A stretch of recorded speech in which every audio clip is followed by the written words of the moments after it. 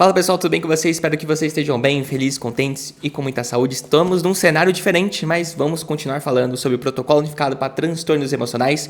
E hoje a gente vai falar sobre o capítulo número 8, que é o módulo número 3, que é a atenção plena às emoções. Hoje nós vamos abordar dois tópicos fundamentais, que é a atenção não julgadora das emoções e também o foco no momento presente, que isso é fundamental para o paciente aprender a lidar melhor com as emoções, aprender a manejar melhor e sempre experienciar essas emoções sem querer fugir delas, sem querer evitar com elas. Então é um capítulo fundamental, muito interessante, tem várias habilidades que a gente pode aprender para conseguir vivenciar, para conseguir viver melhor com essas emoções. Então bora lá que o vídeo tá bem legal. Bom, então, bora lá então começar. Esse vídeo aqui tá dividido em dois, tá, pessoal? Porque as demandas estão bem grandes, então eu acho que é melhor ter um pouco mais de constância do que fazer vídeos muito espaçadamente, né? Então, vamos lá. Módulo número 3, estamos localizados aqui.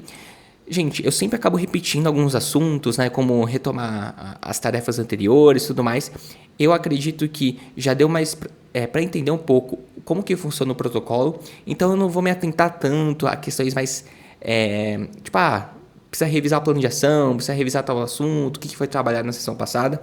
Eu vou ser um pouco mais breve, mas lembrando, qualquer dúvida que você tiver, coloca aqui nos comentários. E eu sempre vou tentar enfatizar os aspectos mais importantes aqui, certo? Então, vamos lá. Retomando, o que a gente aprendeu na aula passada, o que a gente trabalhou com o paciente? Esse modelo ARC. E para que ele servia? Para eu entender o que aconteceu antes, as respostas que eu tenho de pensamentos, sessões físicas, comportamentos e principalmente o paciente precisa entender que ele tem consequências a curto prazo e consequências a longo prazo. Ele conseguir diferenciar isso, certo? Isso é fundamental. Esse é a essência. E agora, o que nós vamos aprender no módulo de hoje? A gente vai aprender a expandir essa visão incorporando a atenção plena, que vai além de só prestar atenção nas experiências que estão acontecendo. É além disso, é uma qualidade particular de consciência. É você ter essa atenção um pouco mais refinada, né? E qual que é o objetivo? É apresentar para o paciente o cultivo de uma postura não julgadora. Ou seja, eu não deveria me sentir assim, eu deveria estar mais bravo, deveria estar mais feliz, mais triste, enfim. Não julgar, não colocar essa coisa de valor ali nas emoções, é simplesmente senti-las. E também ter uma atenção mais voltada para o presente, ou seja, não ficar só lá no passado, no futuro, não, é aqui no presente. Isso proporciona, de acordo com os princípios do Mindfulness, a questão de você estar mais aberto às experiências, e ter mais enfrentamento, né? Enfrentar essas emoções e não querer fugir delas, não querer escapar delas de qualquer maneira, né? Porque isso acaba tendo aquele ciclo vicioso que aí as emoções ficam mais intensas ainda, né? Perfeito. A sessão pode ser dividida em dois. Na primeira você pode focar mais na uma meditação mais guiada, né? Durante a sessão, você introduzir os conceitos fundamentais do Mindfulness na sessão. E a segunda, depois que o paciente já ficou a semana inteira treinando isso, né, você vai utilizar outros recursos. Então, assim, não é só a meditação que a gente vai utilizar também uma emoção induzida, enfim. Tem vários conceitos, vários pontos que a gente pode trabalhar na atenção plena. Não é só aquela meditação que as pessoas normalmente pensam que é, né? Tem vários outros tipos de exercícios que são bem legais para a gente trabalhar. E bora falar sobre os objetivos do módulo. Quais são? Primeiro, ajudar o paciente a observar suas experiências emocionais de maneira objetiva e sem julgamentos. Até aí tudo bem. Trabalhar com os pacientes no desenvolvimento de habilidades para observar as experiências emocionais no contexto do momento presente. Então não vai querer tentar fugir, não vai tentar querer evitar, não vai querer tentar fazer qualquer coisa para escapar dessas emoções. É estar no momento presente, dentro desse contexto, dentro do momento atual, né, sem querer ter julgamentos. E também auxiliar os pacientes a aplicarem atenção plena às emoções, às experiências emocionais diárias. Então não adianta nada a gente falar de questões de atenção plena e tudo mais, se o paciente não aplicar isso na vida, certo? Então a gente vai auxiliar esse paciente. Os materiais são esses, né? Como tem alguns áudios depois que eu vou, acho que na próxima aula eu vou dar dicas de materiais. E também tem esse formulário que a gente vai utilizar, que na próxima aula também eu vou aprofundar, beleza? Bora começar então. Só retomando, A gente passou essa tarefinha. Não vou me estender muito aqui, pessoal. Mas basicamente, o interessante é quando o paciente fizer esse exercício, é tentar identificar padrões e também enfatizar muito essa questão, que muitas vezes a gente se engaja em comportamentos a curto prazo que são bem recompensadores, né? Porém, a longo prazo não. Eles só fortificam as nossas crenças que nós temos sobre nós mesmos. Beleza? Essa é a essência. Esse é o principal.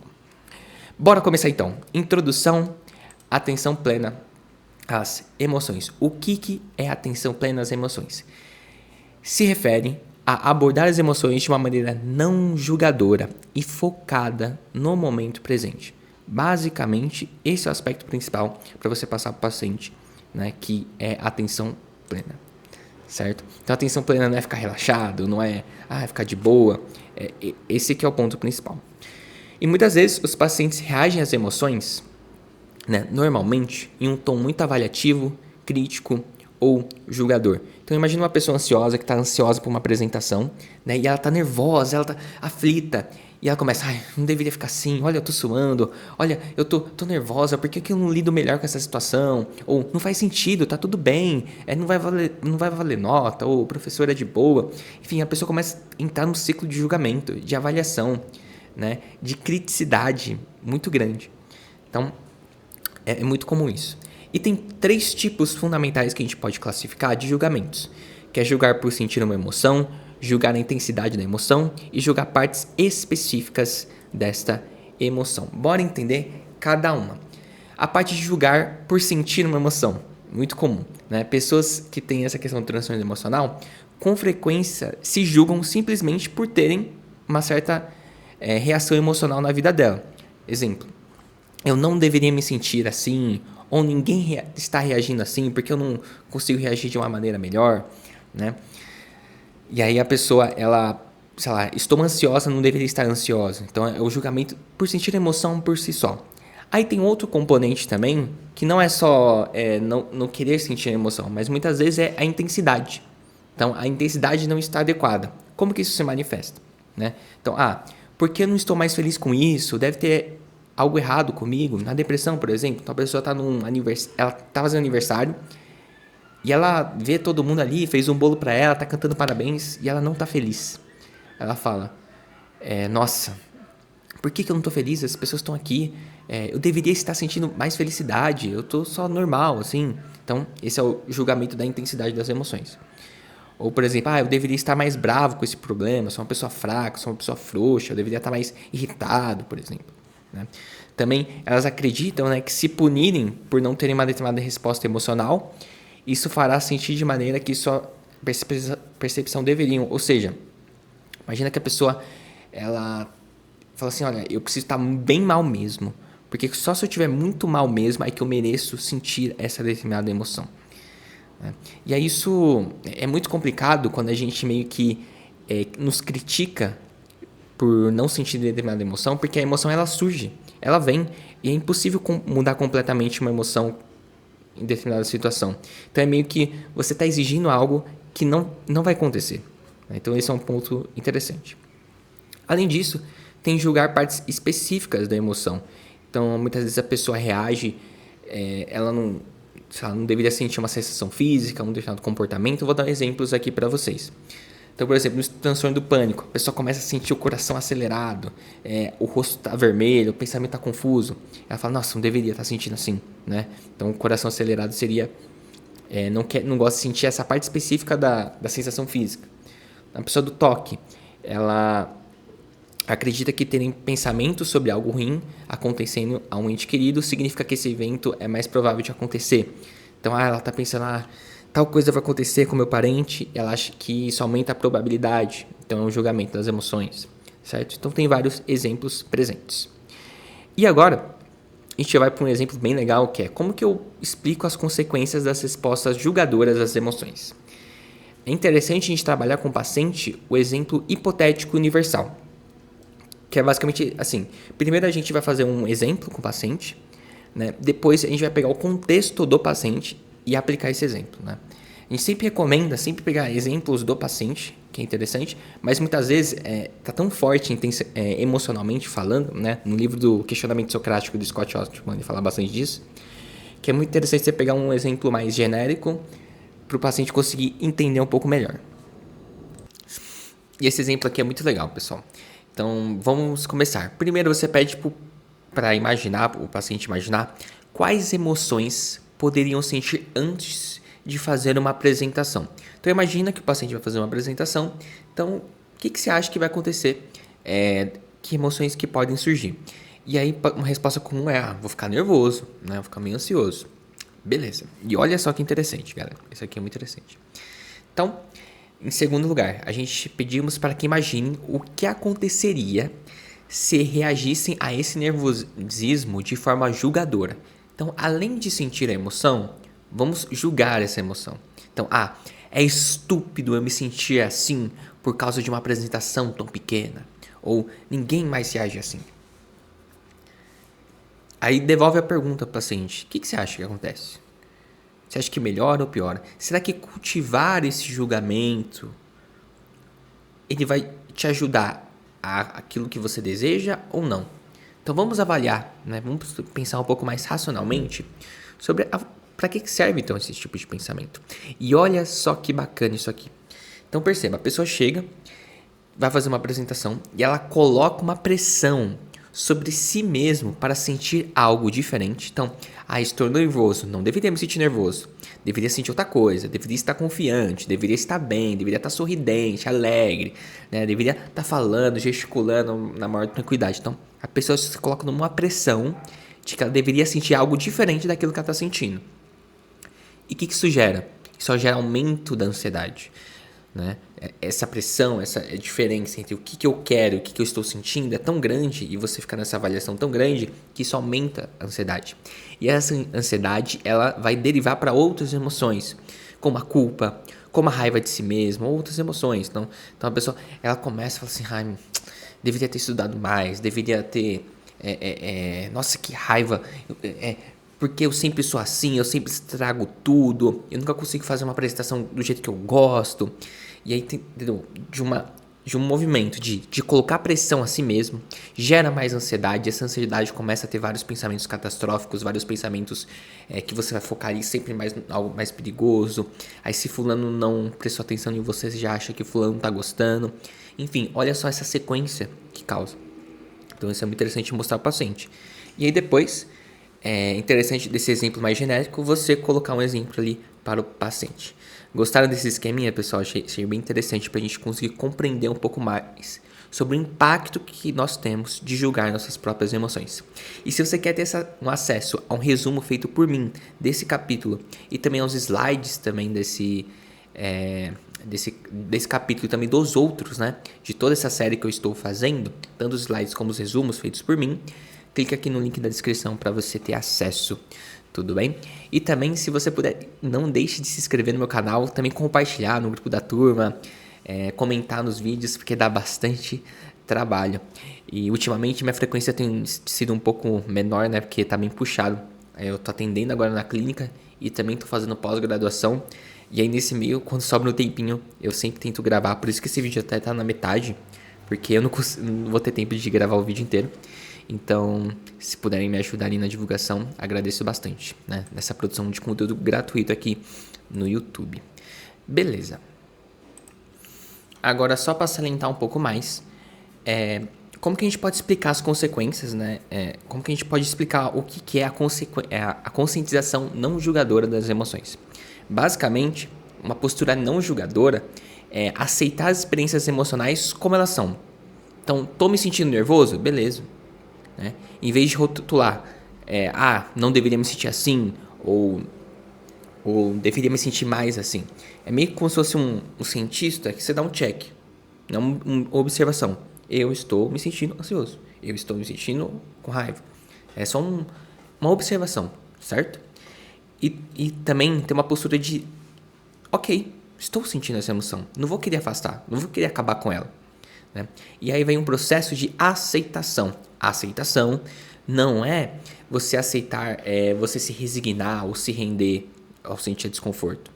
É você estar aberto a experienciar isso, né? Essa emoção como ela é.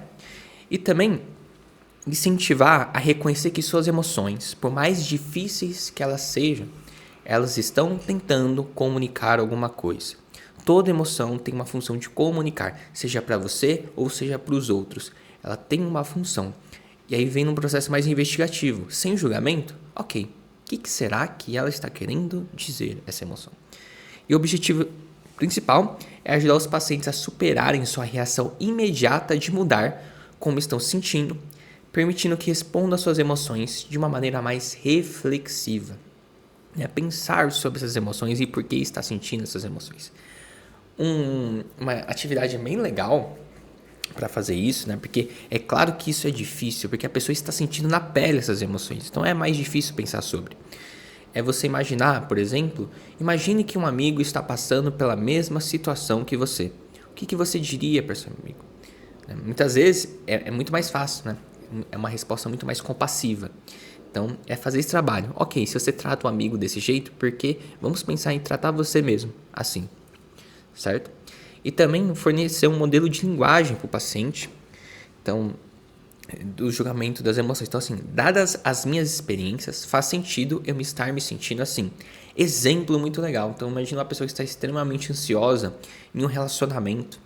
Aí você fala assim, nossa, mas desde a sua infância você teve pouco afeto, sei lá, dos pais. E aí faz todo sentido, por exemplo, quando você está tendo um relacionamento amoroso, você queira se afastar de qualquer forma, porque você aprendeu que pessoas que te amam se afastam.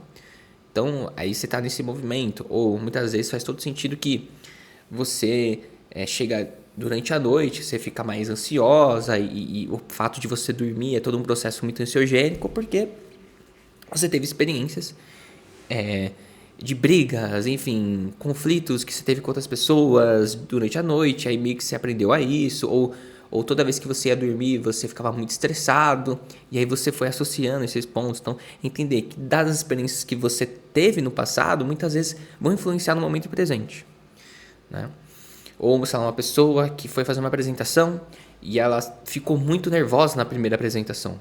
Aquilo te marcou, aquilo, enraizou em você. Então, faz sentido que na próxima apresentação você esteja ansioso também, porque você teve essa experiência, enfim, então assim, é muito interessante também ter essa compaixão diante das questões. Agora a gente vai falar, saímos do tópico de atenção julgadora às emoções, agora a gente vai para a atenção focada no momento presente, é outro tópico, tá? Então vamos para o segundo tópico, que é esse de atenção plena às emoções focadas no momento presente. Então, só retomando, no mindfulness, na atenção plena, é preciso dois aspectos, a postura não julgadora e, segundo, estar ancorado no momento presente. E muitas vezes, as reações emocionais são baseadas em memórias e associações com situações passadas ou antecipação de possíveis consequências futuras. Então, o que nós sentimos hoje é muitas vezes um reflexo daquilo que a gente já passou no passado, Ou a gente está antecipando algo que pode acontecer. Então, é muito isso. A gente não está só vivendo o agora, A gente é muito fruto daquilo que a gente já viveu ou pensa em viver. E podemos não prestar atenção suficiente no contexto atual em que suas emoções estão ocorrendo, E isso é muito do próprio processo cognitivo que tem e como que isso é afetado dependendo do transtorno.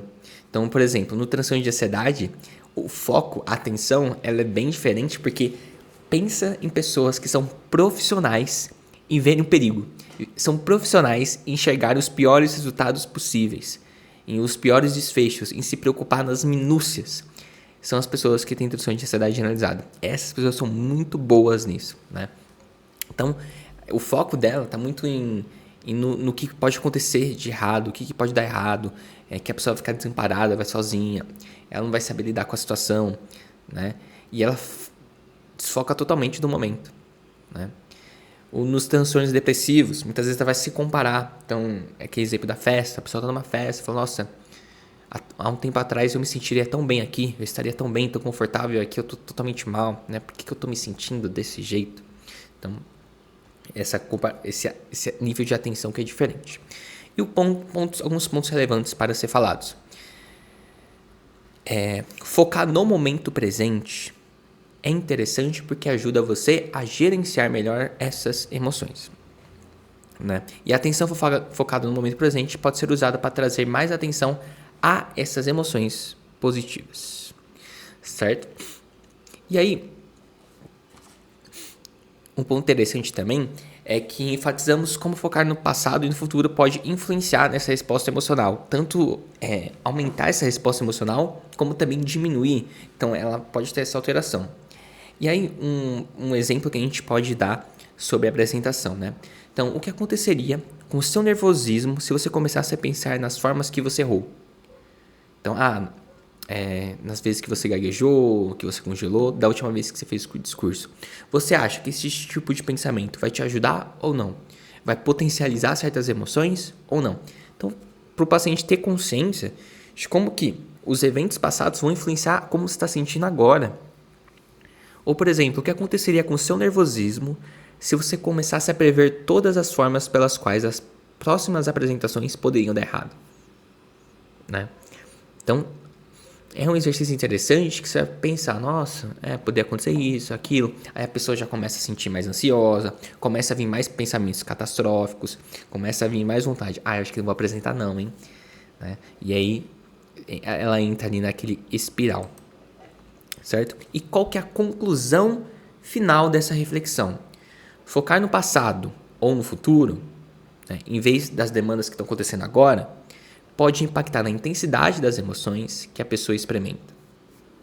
Então, essa é a conclusão final, né? Independente do exemplo que você vai usar com o paciente, isso que é importante.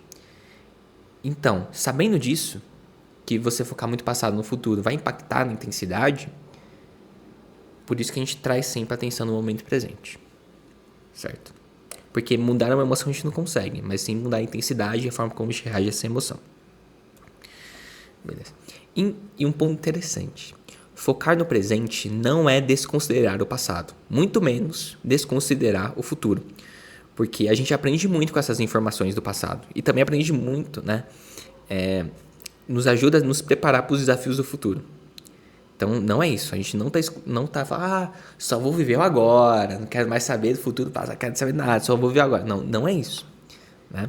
O que a gente quer? Estamos encorajando aos pacientes a evitarem focar exclusivamente no passado e no futuro, às custas de ou ignorar, né, o que está bem na sua frente, particularmente em situações emocionais.